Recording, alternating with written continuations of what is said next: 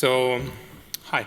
Like I said, like I haven't said, but my name is Lennart. Like I usually, like when I come up on stage, it's usually like somebody introduces you and it's like, oh, okay, like this person said, this is my name. But since I haven't been introduced, my name is Lennart Nacke. I'm an associate professor from the University of Waterloo. I'm here today to talk to you about body signals and how you get brainy player insights from those body signals. But one of the things that I want you to do right now before we get started with this talk is I want you all to stand up and just do a little bit of exercise. You're just going to hate me, right? Because it's not something game nerds do. But like I have jet lag and I'm about to fall asleep. I don't want to have a narcoleptic talk, so let's all just do a little bit of exercise, all right? So okay. So before I get started, so this talk is about physiology. Physiology is very much about how we get our bodies to exert some sort of signal, some sort of activity. So what I want you guys to do is I just want you guys to use your arms and do a little bit of yoga with me, right? So just like go deep, breathe in, breathe out, breathe in. Good stuff. Feel better now? I'm gonna see it again. Okay, perfect. All right.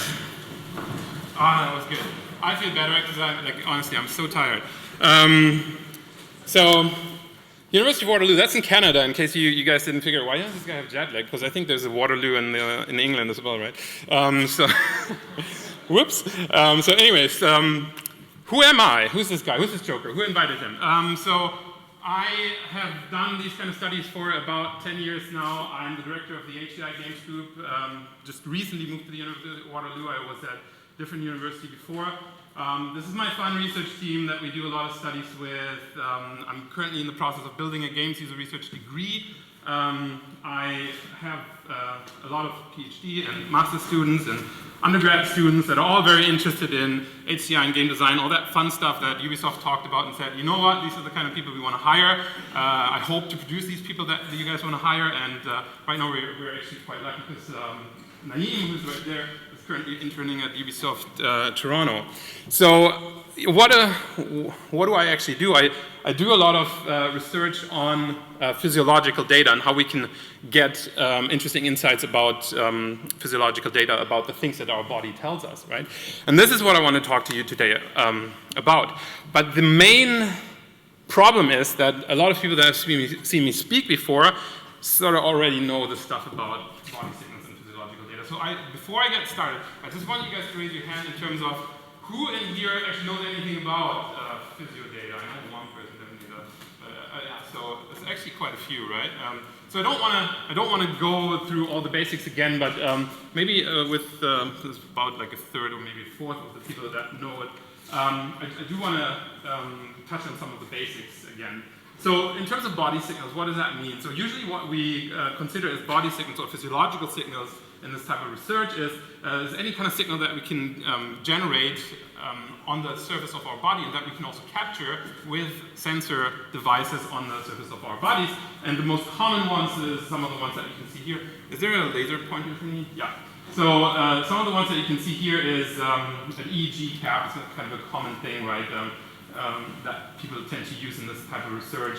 We have galvanic skin response, which is usually on the hand, and then what you can see here in her face is an electromyographic sensor. So now, having thrown out all these fancy words, we're actually going to talk about what each of them mean, but essentially what it is it's different ways of assessing the emotion that a person feels during a game, and also the excitement, the intensity of the emotion that they feel at a point in time of the game. Now, why is that interesting? It really boomed at some point where people were all about data everywhere, data everything. If you ever talk to your marketing director, he's like, oh, God, I love data. Data is amazing, right? Because the data is right, and data can never lie, right? Obviously, data can lie, and I'll tell you about how to do that in a couple of seconds.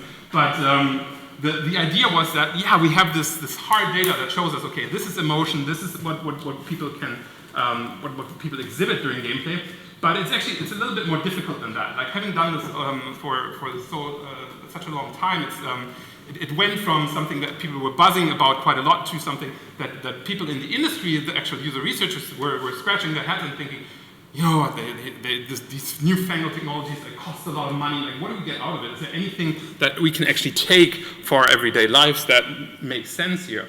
But before I tell you this idea of what can we take out of it, I want to introduce each of these signals, sensors, in detail a little bit first.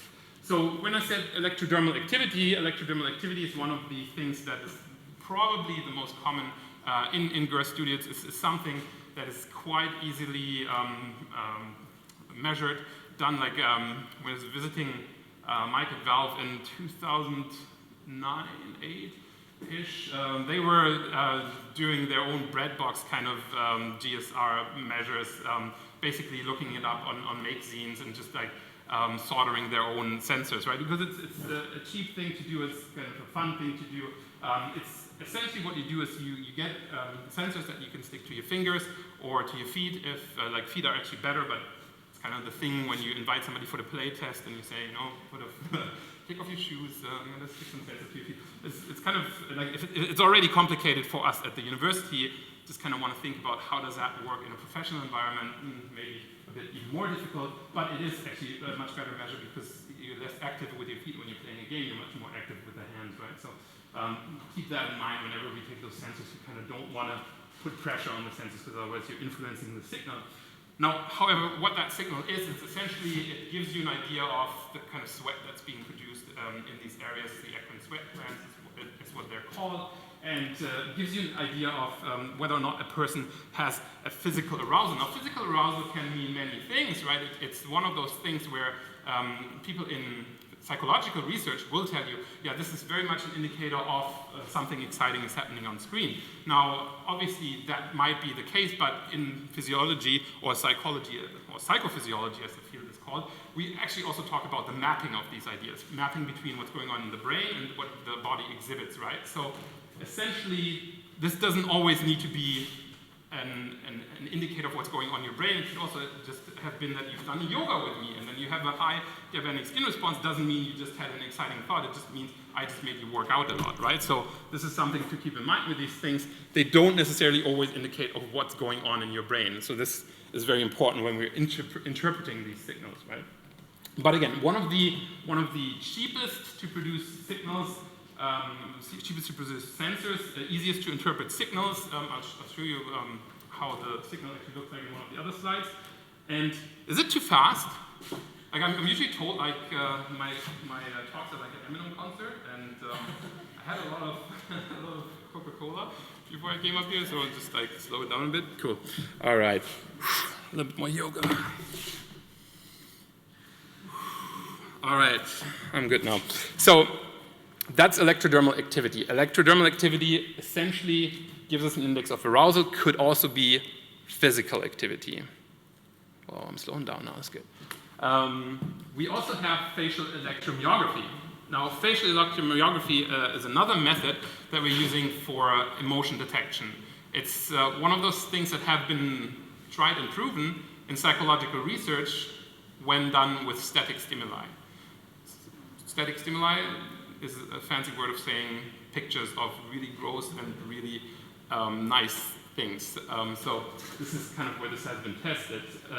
And it essentially, it's based on a theory that we have a different facial expression depending on what emotion we're feeling. And this relates back to Ekman and other psychologists that you might have heard about, that we have different emotional facial expressions.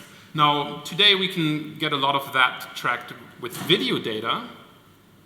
Some of you might have heard about this as well, like that actually at airports, they have systems in place now where they're scanning the faces and kind of getting an idea of how happy the crowd is. I don't know if you've heard about that research coming out of MIT. So they're looking at essentially the emotional valence, in this case, the emotional positivity or negativity that people are exhibiting. However, if you want a more precise measure, the best way to do it is, of course, to put one of these electrodes in your face. One of the most common ones that we have is the one on the brow muscle, the one on the periocular muscle, and one on the cheek muscle. We usually use the Latin word, but I'm just going to use these values here. One of the important things to keep in mind here is Again, these are sensors of electrical activity. Electrical activity can be influenced by a great many things. Yes, it's very likely to be an indicator of positivity or negativity in this case, but also depending on what you have on your skin, if you're wearing a lot of makeup, if you have a lot of hair, there are other issues that can influence how the signal is being produced, right? So you do have to do, if you use any of these measures, you do have to do some form of pre-screening of your participants to make sure that they're actually picking up what they're supposed to be picking up. But one of the things that you can keep in mind with this kind of sensor technology, now that we know about the electrodermal activity, so we have arousal, and we know about the electromyography, the EMG, we can measure whether something is a positive or negative emotion based on these indices, right? This, when you're frowning, you're usually exhibiting a negative emotion. When you're smiling, when you have a lot of activity here, usually exhibiting a positive emotion. And then with the arousal attitude, you have an indicator of the strength of that emotion, right? So you can get, in theory, a really good indicator of emotion using these sensors. Now, again, the downside is, like I said, these have been tried and proven with static stimuli, with images. In games, things change a lot over time. So while you can say, okay, now if you look at this image for a minute, and then I'm going to take the measure during that minute, and then I have a good approximation of this is the value that is assigned to your reaction to that one stimulus. In games, you all know this if you've played Peggle, for example, one of my favorites, but you can get a firework of emotions during that game, just like the amount of positive, the sparkles that you see, the amount of little things that are happening on the screen that can get you up and down within seconds, right? So it's much more difficult to find a good measure when we're playing games because the measures can change over time so quickly. Last, I want to introduce another technique which is called electroencephalography, and this is a much more difficult to interpret way of measuring the activity in your brain. Now, usually it's based on placement of electrodes on the scalp, so on the surface of your head. And again, we have the same issues that we do with electromyography with the makeup, that if you put the electrodes on the head, you also need to keep in mind that there's going to be hair in between, so you're going to have contact problems. We have a very good time, obviously, with people with bald heads. So a lot of, actually, yeah, it's funny, but like a lot of male young subjects have very short hair, make excellent test subjects for these kind of studies. But that being said, like you can even do it with long hair, it's not a problem. You just have to adjust the amount of saline or conductive solution that you put in, and it gets messy then, and it's a little bit of a problem creating a nice hair after that. But I mean, who cares, right? This is research. So just like personal problems. I really like hair products personally, so like I can relate to this. Anyways, so there's the idea between splitting the kind of signals that we get between the different hemispheres of the brain. The inference that we make with these kind of sensors is, again, just superficial, right? We're not sticking actual things inside brains of people. We're just measuring on the surface. So we can just only approximate which area of the brain is relating to them. But the approximation is done based on the region where the electrodes are placed. And you can see here that these regions correspond to the lobes of the brain: frontal, central, temporal, parietal, and occipital lobe, right? So by that, having that kind of placement enables us to get an idea of what kind of brain area is related to an activity in the game.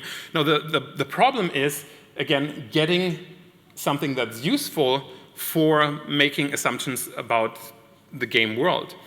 Which is why a lot of the studies have been looking at frontal alpha asymmetry, for example, where we're looking at an activity related in the frontal cortex, usually something that relates to object recognition, whether or not we're matching the information that we have in our brain to something that we see on the screen. So we can make inferences and assumptions about learning and whether or not something's properly recognized. So some of the usability issues that we can see in games, we can actually address quite well with this technique. However, it's not something that is as easy to interpret as a signal coming from an EMG or a galvanic skin response measurement. So just keep that in mind. And this is kind of the problem that we have with all of these measures, is that we need to have we always need to make an inference from one to, like there's different mappings that we can have between the body and the mind relations, so like whatever we're exhibiting on our outside and what's inside of our heads, right? And these are the main mappings that we talk about: one-to-one mappings, one-to-many mappings, many-to-one mappings, many-to-many mappings, and null relations. And essentially this is the main problem that I see when I see these measures employed in industry, where somebody, not just industry, right? Like, don't get me wrong, like, academics do the same thing. Somebody takes the measure, runs off with it, and says, yeah, okay, so here's high arousal, so obviously it means the person was excited at that point in the game. But it doesn't necessarily mean that, unless you have controlled for all of the other conditions. This is why, if you have these measures and you employ them, let's say in a coffee shop, or if we do some sort of guerrilla testing, it is really, really hard to make inferences from these measures, because there are a lot of other factors that can have influenced your bodily reactions. This is why this really only works well if you have a very, very controlled testing environment, a very controlled usability lab. So if you have one-to-one mappings, it's actually the easiest. And usually what we find with arousal and why it's so popular is that we have a one-to-one mapping. Arousal and galvanic skin response is usually quite related, right? However, like I said, some physical activity can also cause arousal. So we can, in some situations, we can say there's a many-to-one mapping, right? Like many causes for this one response that we have. Or it could be many things that are happening in our brain that are causing this arousal, right? Like, do you know if the person that has been playing your game has just found an object that triggered a certain memory at that point of something that they found very pleasant in their personal life? All of a sudden, they exhibit high arousal. But does that mean they like your gummy bears or whatever games we were doing these days? You don't know, right? And this is, again, why number of subjects and controlling for everything externally becomes really important when you're making inferences from these measures. Okay, enough of that psychology head, and be careful. At the very heart of it, the one thing that I want you to keep in mind is what we're measuring is essentially, we're measuring muscle activity, nerve cell activity, gland activity. That's what we're measuring, right? And we can make assumptions, probably highly informed assumptions about what's going on in the brain, but they're still assumptions. They're not truth. This is important, right? Don't sell it as truth. People like to sell big data as truth and say, this is the same that you have with logging and tracking devices, right? Like, if you sell it as truth, you're not doing games user research a favor. You're kind of more in the, not saying anything about marketing, but sometimes more in the marketing area. I love you, marketing folks, by the way. Like, I have really nice people there. Anyway. So this is how a signal looks like, and this is kind of this is important because a lot of times people just come up to me and say, you know what? Can you actually like get an image? Because like they've seen this article. There was this article about fMRI, and fMRI you can actually see an image. It prints out. There was like 2 or 3 years ago where they actually had like a blurry image based on the fMRI activity, mind you. fMRI is a very different way of inducing signals. In this case, we're just getting activity, electrical activity on the scalp, right? So this is how a signal looks like. It's kind of lame. It's a bunch of ups and downs. So we're really looking at, okay, activity is high, activity is low. Okay, that's way less exciting than, it's like, oh, brain images. So what do you have to do with that signal to actually make it useful to you and find out something? So usually what we do is we rectify the signal, because it's usually oscillating around a negative point. So we're rectifying the signal, we're folding it. We apply a filter, usually to smooth it out. And then we, based on the bandpass filtering, we can also smooth out, with a window filter, we can smooth out the little jitters that we find based on the resolution of the electrode that we're using, right? Like, oftentimes you have a very high resolution electrode. And if it's an EEG, you can also do a fast Fourier transformation. I'm not going to bore you with the details, but some people would really like that, I guess. But in any case, there are ways that you can transform the signal from the space where you, like the coordinate space where you've collected it, towards a coordinate space where it gives you more information about what's actually going on in terms of activity in the brain. So if we take, for example, an EMG signal, one of the things that we want to do is we want to find a threshold at which these indicators become interesting, right? And what we usually do is we have sort of a baseline, and this is why it's really hard to do this real time, because if you do it real time, essentially what you have to do is you have to come up with a windowing approach that always looks back at the data that you've just collected to average out what you already have. And this is why we usually do it with an entire session, and then we select points later in that session where we say, okay, this is a session of interest, let's see if it is above what we would say is the baseline for that session. So you take the mean value of that session, you add a standard deviation, anything that's on top of that can either be, if it's too high, it can be what we call an artifact, but if it's not too high, then it's usually an indicator of, okay, there was something going on. So what you have to do is you have to process and smooth the signals, essentially. Usually normalize the skin conductance, and this is just a regular normalization equation. What you do is essentially you scale it between the maximum value and the minimum value that you have, and then you get this nice little mountain scale, or whatever you want to call it. It looks like a mountain from the side, right? And this is why people have an easy time with galvanic skin response, because they say, okay, this is a peak, I get this, yeah, there's a peak. There's a peak here, there's a peak there. So you can say, okay, there was something going on that was probably interesting here. If you're feeling like this dog right now and just like, oh my God, there's lots of equations and math, and it's just like, there was actually no math, by the way, it was just graphs. So I get it. Like this kind of stuff, when I go with that to a marketing department, or when I go with that to a team that has to develop a game, they have to ship, and I come with all this stuff and I say, you know what? You have to look at the scales, then you smooth the shenanigans, and then you put all that stuff in, and then they come back to me, and this is what happened, right? Mind you, this was me doing my PhD, finishing PhD, talking to a bunch of companies, interviewing. Like, you know what? This stuff is really good, really nice, but like, what do we do with it? Like, how do we make this actionable, right? And obviously now, being in academia and having worked with a lot of industry partners, this is one of the driving forces that I deal with in my everyday life. How do I make this stuff valuable so that industry says, okay, we can use this stuff? And this is where we came up with a couple of different approaches. I think one of the first, and Graham's going to be really excited to see this, was actually one of the things that we did with a PhD student that we were actually co-supervising together, who's now a faculty at the university that I've just left.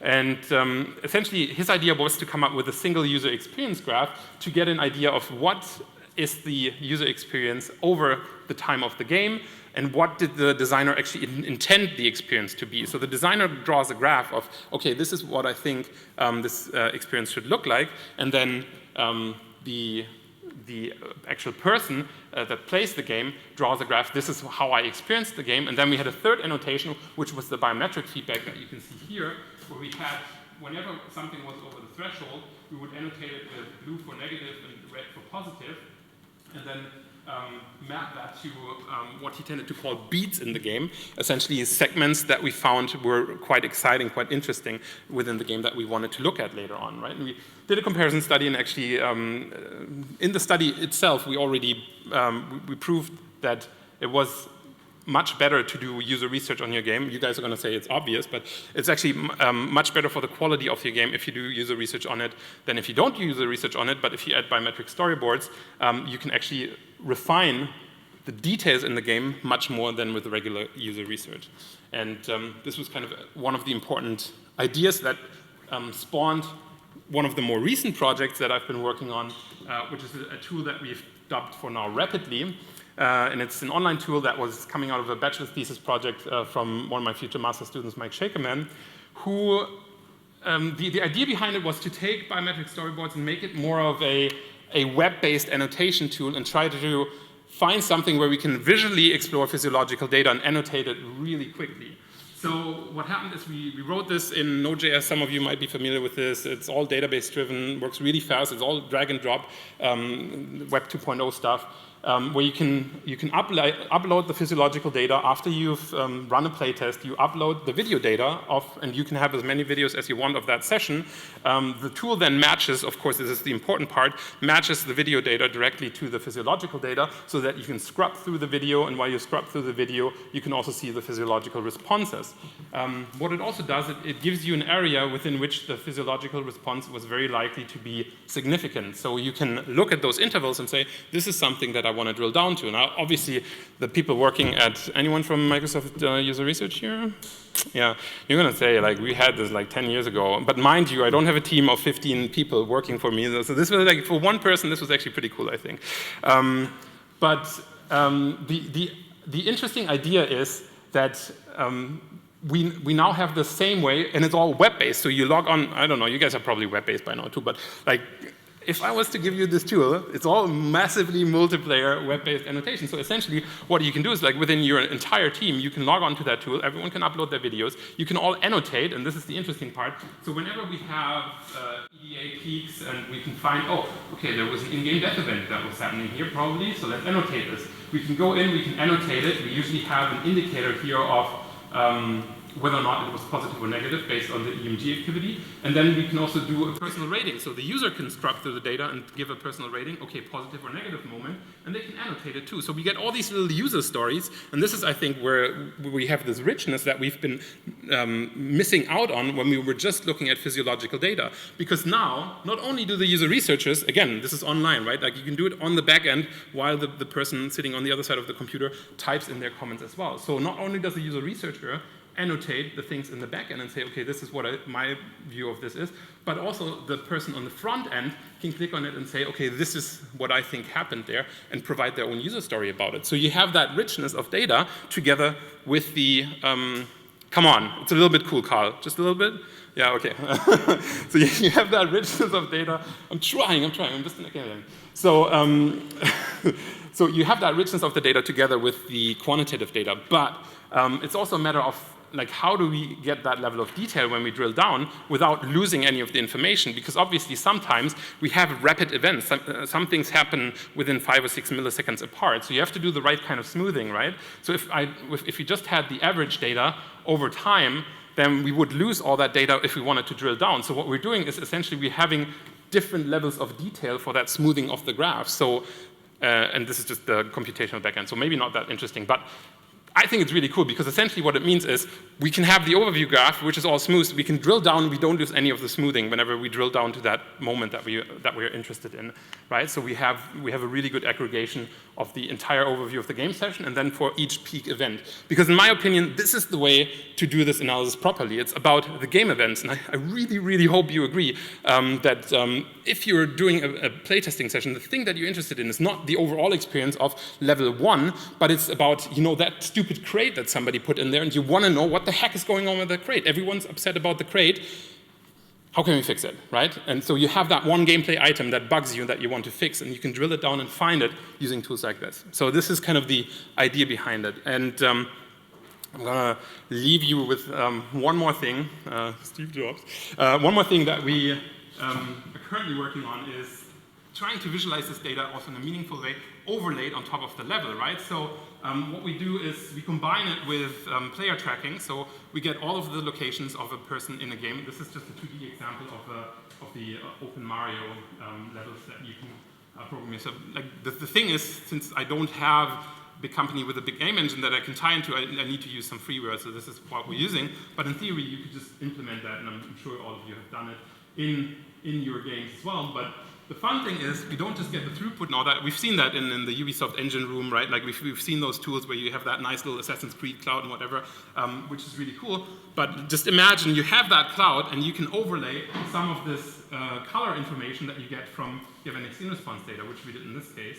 And then each of the interesting moments can be annotated. So we have these little color markers where, again, people go scrub through the experience afterwards. They annotate each of the points with the color markers, and they can say, okay, this is what my experience was in there. So that's really kind of interesting because not only do we see points like this where the arousal was high, so it's all red, so you can instantly see it and say, hey, probably was a problem there.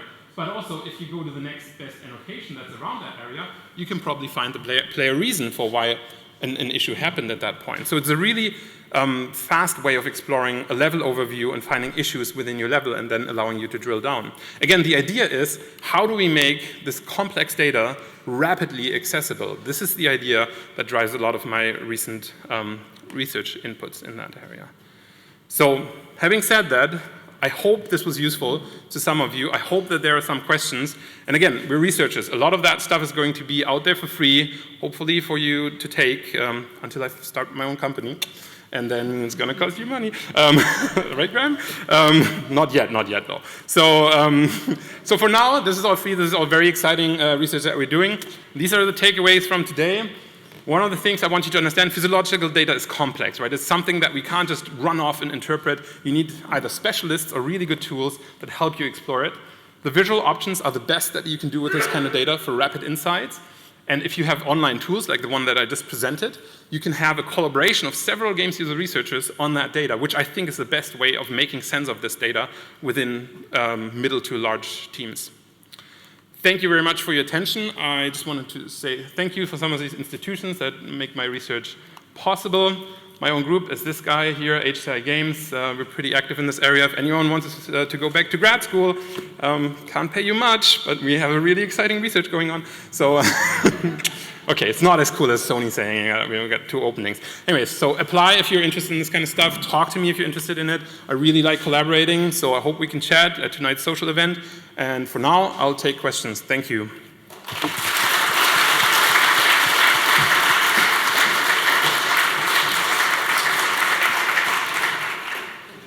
Any questions? Over here.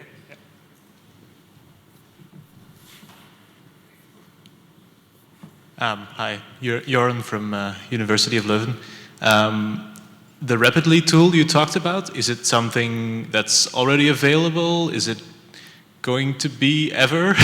Oh, it is.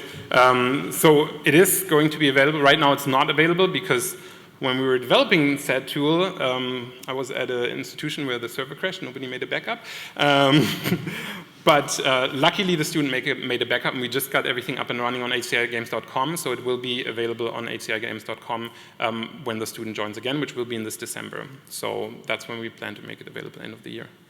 And could I run it for myself, for example? If I have a server, and can I just take the code and run it? It's a research tool, so it's probably, I mean, maybe. I'll have to ask him if we can just hand it out. Like, what we're planning to do is just running it off of our server. You can create your own free account, go in and play around with this. This way we can also take care of the load of if there's large files, right? One of the things is, if you were in industry, you obviously want to install it on your own server because you're not going to give us your research files, right? So we're definitely going to look into that. Right now it's not super well documented, so let me check with him if we can make it available, we will. There's a question over here somewhere. Yep.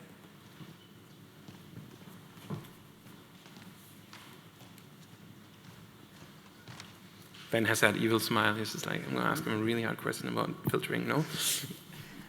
Hey, Lennart. The Rapidly tool looks really cool, even without biometrics. It could be super useful for adding notes. I just want to ask a question about the biometrics and also the Rapidly tool. The biometric storyboard, sorry. This method relies on retrospective analysis.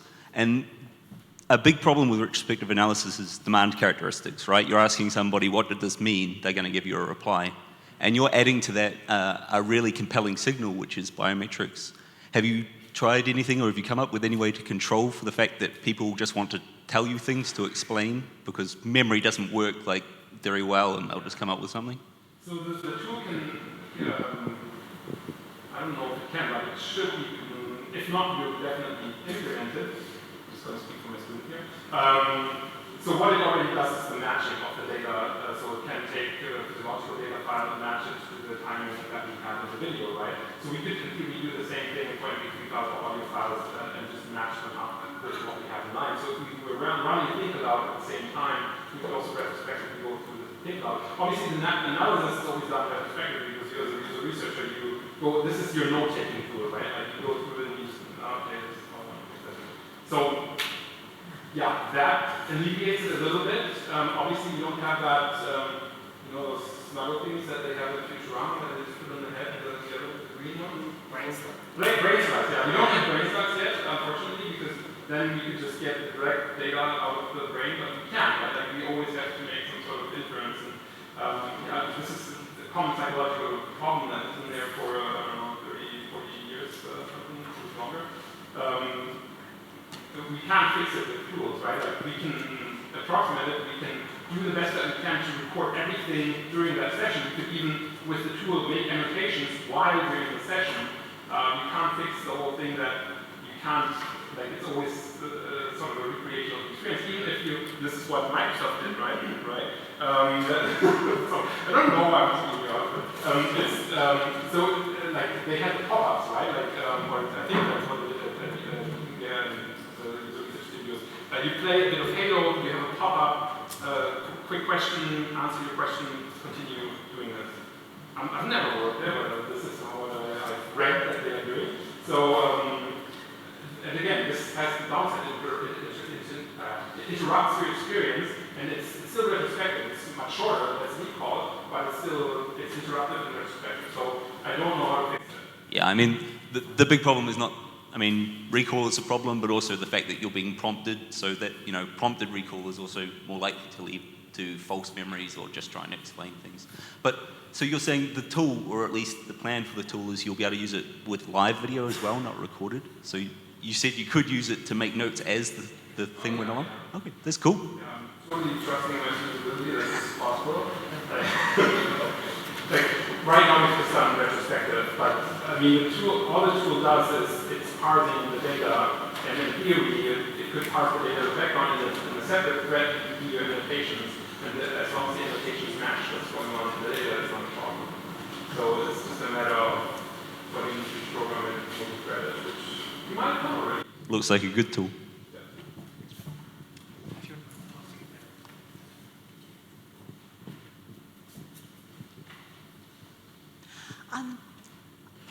You can show what people's experience graph is like through these measures and perhaps what the designer's intent was on a parallel graph, which is really interesting. Is there a normative aspect to this at all? I mean, clearly it's bad if the user is indifferent and has no skin response and not much brain activity. But but in terms of what it is that's a desirable outcome, is there anything around that?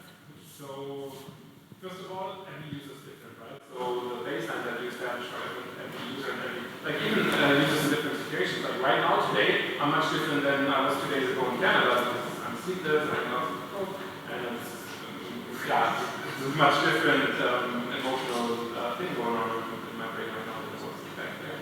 So you have to take the baseline at the point of wherever you're collecting data, and then you get that individual's normative response over that session, yes. But I mean, in terms of it being a pleasurable experience, overall good, it's not so much about baselining, but about what pattern of response corresponds to a good time.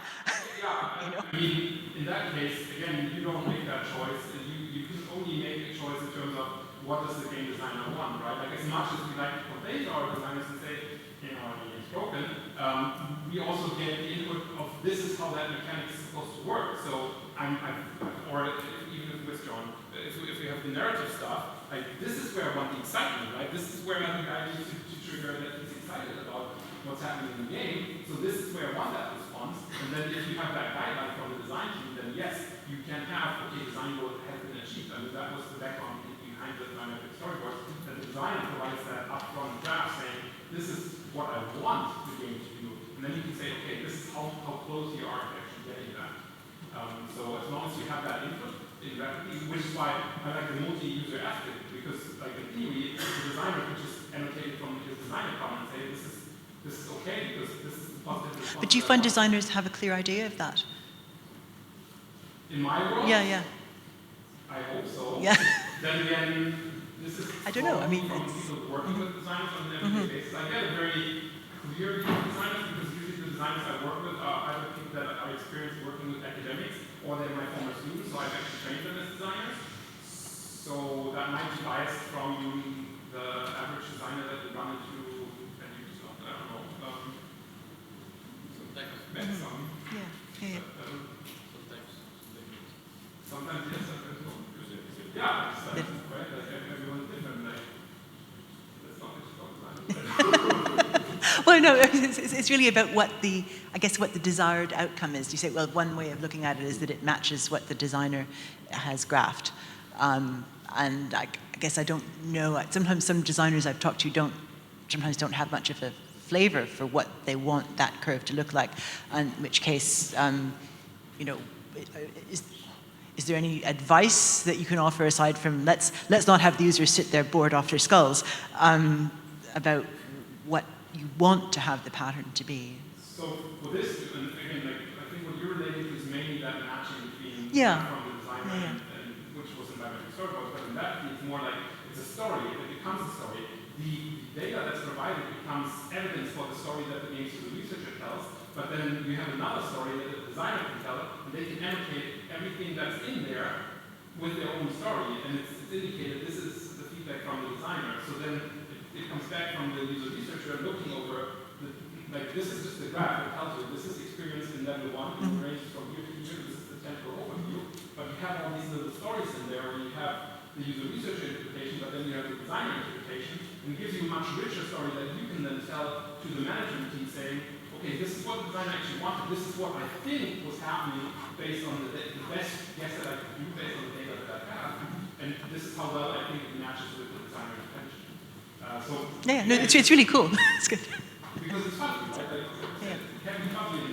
Maybe they, when they see, because they do it post-hoc too, if they see, okay, this is where we have the spike or where something is happening, then they say, oh yeah, you know what, I think I wanted this.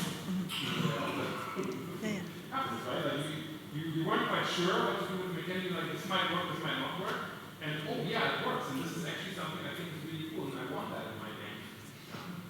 Thanks. Much time for one more. Is there any more? No? Oh, over there. Hello. While there seems to be some obvious possibility with, for example, like short level design segment, I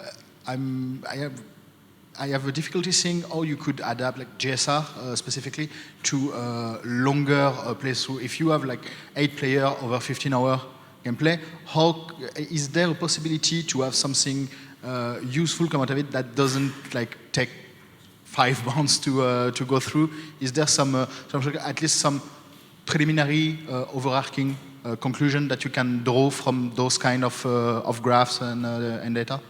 I think this is like, especially if you have those long sessions and with multiple players, this is where the color coding comes in as a very handy quick overview tool, where essentially you can map out the level, and you can even say, like we haven't explored this, but obviously because we haven't had those long sessions of data, but you can even say, okay, this mid-section of the game, this is where most things happen, so I'm just going to annotate that as, okay, this is red, so drill down into this part, and then figure out what was going on that level, if you have a lot of occurrences. So again, it's like that smoothing algorithm that I showed you for, even just for 5 to 10 minute GSR overview, you would have that same smoothing, you can have it up to as many hours as you want to, and then you can say, okay, now I can chunk it into, let's say, 5-minute windows, and within these 5 minutes, something really bad happened, drill down into that window. So that's actually, thank you, this is a really cool idea, actually, I think, for how to further develop that. Because we're thinking on how to further develop the color coding for this in-level overview. But I think it's actually a really good idea,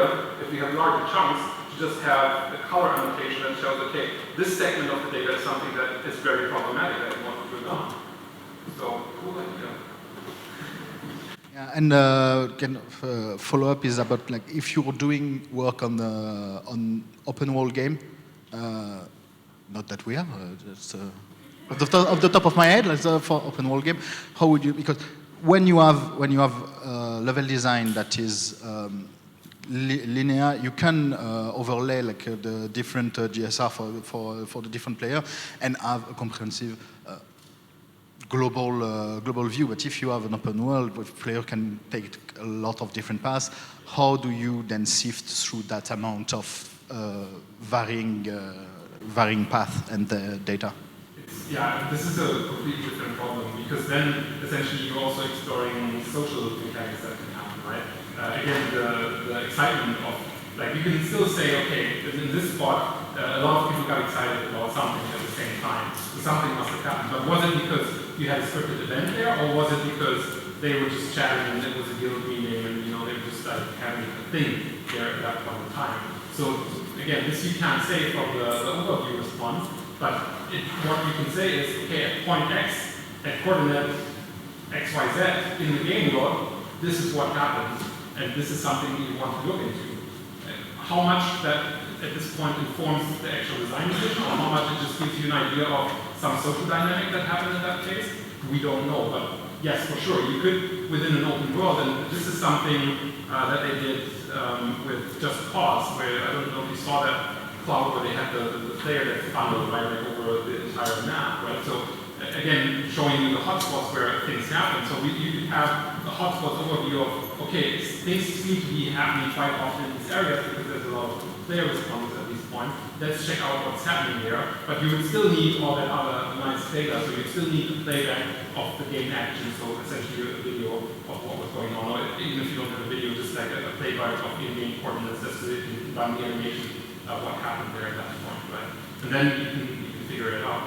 But again, the question is how much of that is actually feedback about game design, and how much is it about sort of dynamics we don't know beforehand. But I think it can still be useful. Then again, large-scale studies like that, which these are, I don't think Ubisoft has the kind of, so I'm not, maybe do, but like, this would mean, you know, like guys in Shanghai look up 10 people to the monitors, and the guys in Toronto do the same thing, and we all playing at the same time over a couple of days. This is probably completely possible in 2 to 3 years down the line, but right now I think